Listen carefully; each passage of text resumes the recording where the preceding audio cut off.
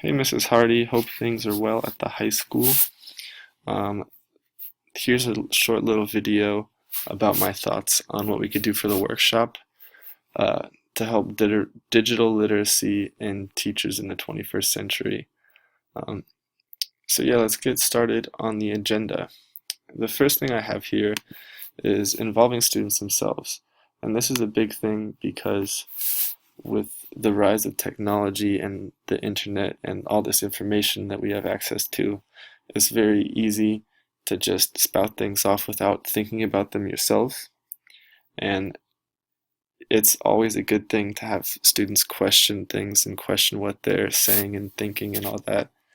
And so that's really the main goal that we really want to hit, is getting students to be involved. And along with that, detecting plagiarized works is a very good skill. And there's a number of websites that you can type in students' essays or even take a picture of students' essays, and it will scan the document and see if anyone has said this exact same thing or something very similar to it. And this way we'll be able to see whether or not students are just spouting off information that they read on Wikipedia or whatever. Um, Another thing that would get students more involved is student polling software. So this is software that you can do where the students have some kind of device where they put in answers, and it can even be something like their phones where they text the answer or what they think the answer is, and you can poll them in class right after you gave a lesson to see how many students really understood the lesson.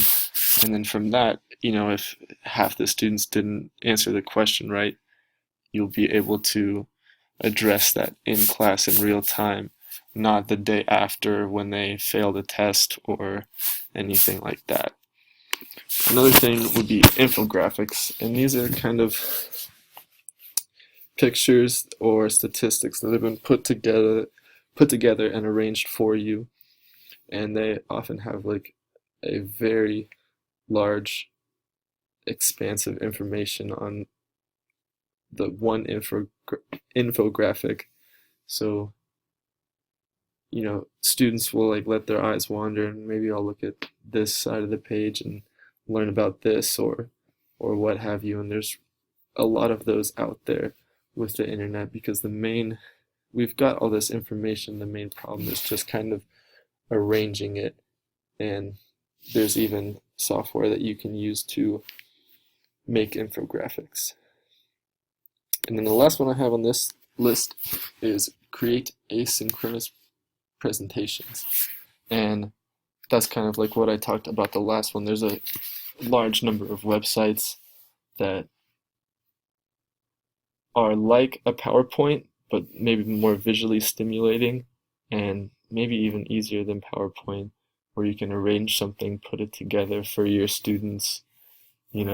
It takes 15 minutes, have a quick little presentation, an overview of what you're going to be going through in that class that day, or what have you. So this is just a short list of things that I think might be useful and things that I think we might be able to go through for this workshop agenda. Thank you.